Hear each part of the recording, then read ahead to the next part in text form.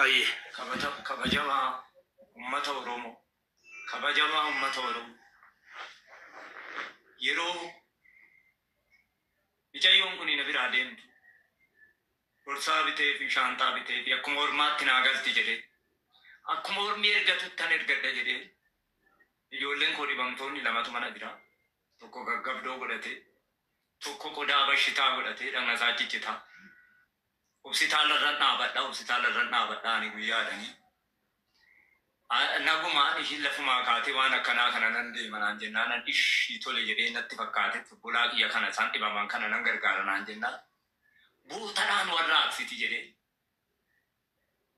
اتكالي ناغل تي وقاتو كوفي جي أتوربا إرغاسي ناغل تجرين دان ديك ناغل تجرين دان ديك واوندا تاتي جريتنا دان ديك إني غنغب دوك أبسوني وياغا فايشين أكنا تاتي تيدانيت أما غيان رات تلغارة ترميزر إرغاسي هيتو كيسا بدي سمونسا أما دورا تيساني hidhamee ciisa waan an godhu nan dhabe hamma immoo hin jirti jedheen eegamoo hin jirtu jedheen laalamoo garuma fuulduraatti kunillee kan kooti mee dhalli Oromoo hinni isuma kana irratti laalati garuma fuulduraatti furmaata isaa baafadha Oromoo garuma fuulduraatti furmaata hambisuu dadhabillee du'a isa kanaa kana dura dhaabachuu qaba qobaallee yoon ta'e jedheen socho'ee tikkeetti kutadhee baasii tokko malee farakkaa tokko namni naa kennes hin jiru namni naa kennes hin jiru faayidaa tokko malee jechuudha ofii kooti tikkeetti kutadhee dhufe gara Saawud Arabiyaatti maluu dandeenya amma gabaabumatti mucaan jaraa gariin duuteetti jedhee viidiyoo hojjeta gariin jirti jedhee viidiyoo hojjeta dhufee jalaa wal argee viidiyoo waraabessinii gadhiisee ergan jedhee booda dirqama ejensii sanarraa eegala dubbiin gatii ta'eef ejensii sanatti himallee jira. Ejensii deemnee kokkee qabnee gaafannee ittiin haasofnee jedhuma biratti kun ta'uu qaba ture. Isin ejensii Saawud Arabiyaa qabachuu ejensii Saawud Arabiyaa immoo madaamii sana qabachuu madaamiin immoo barbaaddee bakka barbaadde dhiyeessuu seerri akkas ture jennaan ta'ee sirriidha jedhanii amananiiru. Bilbila achuma dhaabannee fudhannee kan Arabaas kan afaan Oromoo Amaariffa beektus achuma dhaabannee fudhannee kan Arabichaa duratti kan isii afaan Oromoo beektutti bilbileetti haasofnaan Salah nama jedhamu gaafadhaa nuun jette. Waan jirri nuun jedhan dhaggeeffanneeti walitti deebina. Mee maal nuun jedhani bilbilee yeroo gaafannu maal nuun jedhan isa jedhu yoo sagaleen sirriitti dhaga'ameef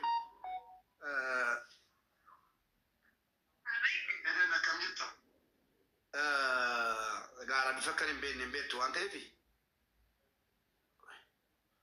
laayivii irra jira kanaaf asitti cuccubaara. Anan laayivii irra jira siin dawwala. Kanaaf mee dhaggeeffannee walitti deebina. Achuma dhaabadheetan warra Saawud Arabiyaatti kaardii gootiin bilbileetti naasee.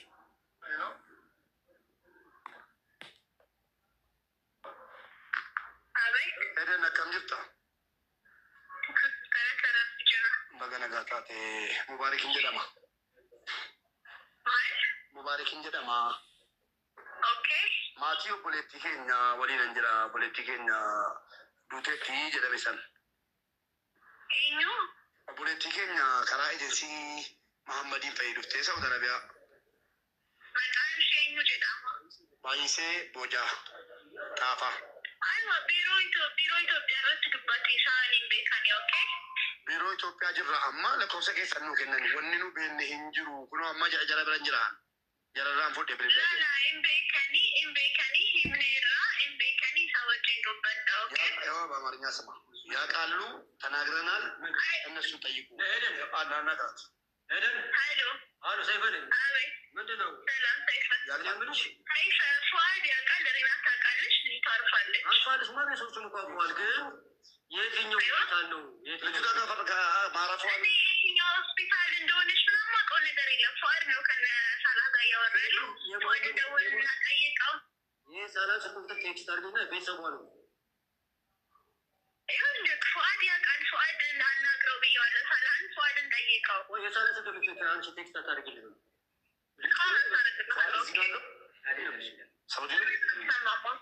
የሳላን ቴክስት አድርጊልኝ ነው ያወራው።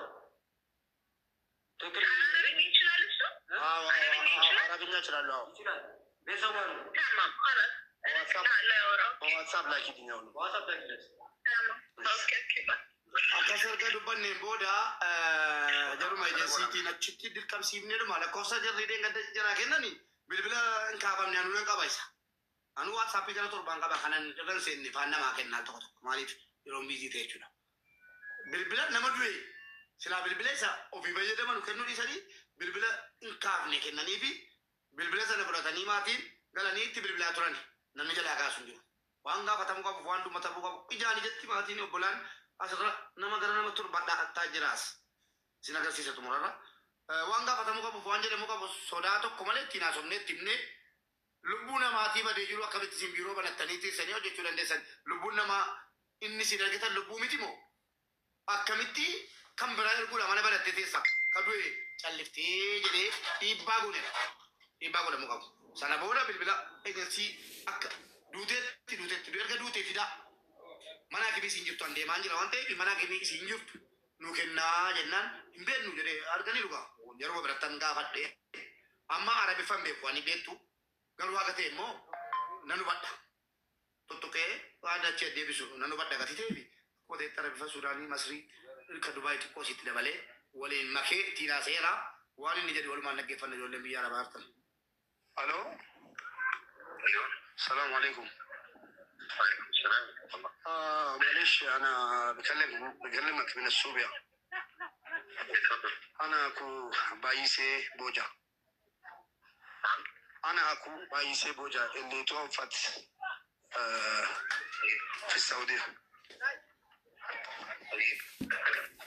بايسه بوجا انا اكو بايسه بوجا طيب انا عايز اعرف معلومات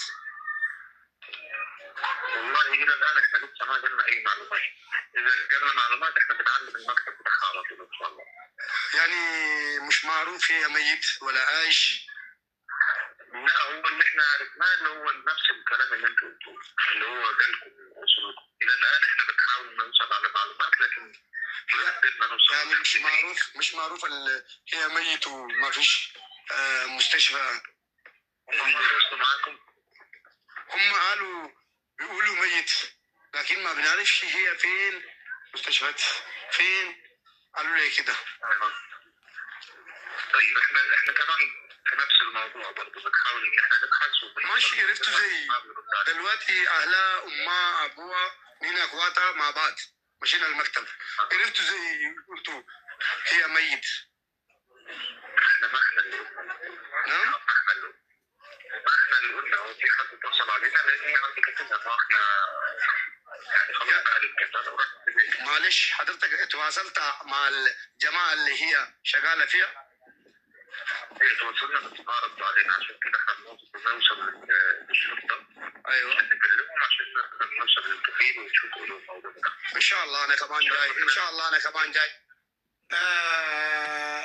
حاجه وني نجري ani obboleessa baay'iseeti haadhaaf abbaa wajjin jira jedheen dubbachiise intaloon isiin amaariffa dubbatte dhageessanittu jarri ni beekanii itti himneerraa warri biiroo ni beekanii naan jette anis achi dhaabadhee bilbiluun koo akka wanni kun jedhamu gatiin bareeffan sana booda waraabaataan akkuma isin dhageessan warra biiroo biratti kunoo bira jiraatti himennaan abaluu ni beeka jechus warruma biiroo jalqabaa sana nuu kennaagaa jedheen warra biiroo itti gaafatamaa bilbila fudhee afaanuma beekuun hubachiisuu yaaleera namichi afaan arabiffaa masrii nin beeka waan ta'eef narraa hubatee maal jedhe of qusate haasaasaa keessatti dhagahaa turtan warra Saudii jirtan keessattuu of qusate haasa'urra maal jedhe wama sin dhageessan sana dhageenya nusii jedhe jennaan maali jennaan ati maal dhageesse naan jennaan duuteetti dhageenye jennaan nus duuteetti dhageenye.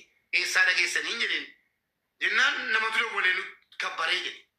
Jennaan maali jennaan ati maal dhageesse naan jennaan duuteetti dhageenye. akkamitti namni kabbadda walee isin ittiin dawwalamee nutti himame kanuma dhageenye hayyee gaa isin maktaba maaliif immoo bakka isin hojjettutti deemtanii yookiin qunnamuu yaallee eeyyee qunnamuu yaallee maal jedhe jala nuu deebisuu didan maal tarkaanfii maal irratti fudhattan jennaan seeraa tarkaanfii seeraa irratti fudhataa jirra.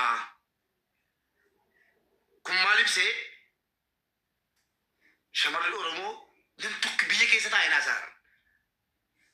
Eessattuu namni tokko namni isinii dubbatu akka hin jirre akkasuma hubattanii garaa murattanii jiraatan hubadhe.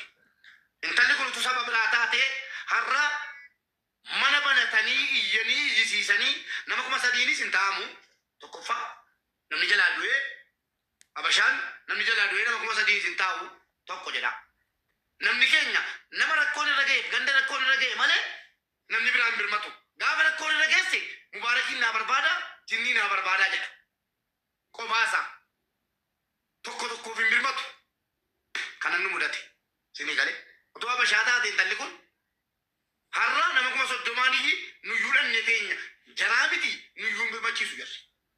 Shamarran Oromoo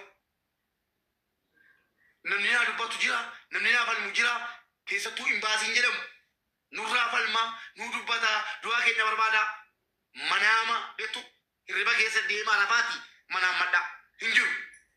Silaan bakka hin jiraadhu wanti dhafe hin jiru tu jiraate waa namni isinii dubbatu tokkittiin hin jiru. Hubadhaa yoo dattanii Abashaa jala galtanii Abashaatti maxxanii Abashaan sagalee isinii taate hin beeku malee namni isinii dubbatu hin jiru. Nama kamiifuu hunda dubbatanuu duddan dhugatanuu jedhama. Sheer walii godhaati haadhaaf abbaa soosiifneeyyi waan jala jedhanu geggeessinee nu teenyee namicha Habashaa as jala jirta as jala jirra nan beekaa beellama qabna beellama sanatti dhiyaate hadha dhufeen dubbatu taanaani xumuranneerra. Obboleettiin keenya as jalatti qophaa'ina eegi ol seentaa dubbiin jajjabaateera jechuudha. Asirratti immoo dubbachuun hin barbaachisu. Haadhaaf abbaan nu bira jiru akka sabiyyiitti imimmaan jala lolaafataa nu duuka deemaa turan. Hin burjaaja'anii kanumatu haadhuma kanatiyyi haadhuma isin argitan gurraattii daalatti dhuma kanatiyyi Taaddasaa Birruu dedhe. Haadhuma Oromoo kanatu waaqa guutuu dedhe. Ana biratti akkasii. Warra kaleessa gootota jedhame sana kan deesse haadhuma adda bifaan gurraacha daalatti dhuma kanatiyyuu nuu dedhe. Har'a garuu ilmoon jalaa dhabamtee dhageessanii ilmoon jalaa dhabamtee wala artistii Oromoo bara artistoonni jalaa Habashaa bakka kanaatti wal gahaniiti irraa dubbatan gaazexeessitoonni jalaallee nafu warri biyya keessaallee nafan. Anamma duumee jechuudha jibbee sagalee ta'u. Kana akka fakkeenyaatti fudhee irraa xumuree yoon barbaade nanniisaa sagaluma ta'uu suma lukmaan sinii jedhe bakka nama walii yaadu dhabne nama walii rifatu dhabne jala keenya duuti baay'atee uummata Oromoo danazzasiiseera. Uummanni Oromoo danazzasee jira. Walii rifachuun dhaabate bakka sidii galee manni duutiin seenni hin jiru waan ta'eef rifatee danazzasee irratti fakkaata. Walumaa galatti abbaa keenya wanni dubbatamuu qabu hunda dubbanneerraa ammas wanna waadaa sinii seenu kunoo nama 3,500 jira.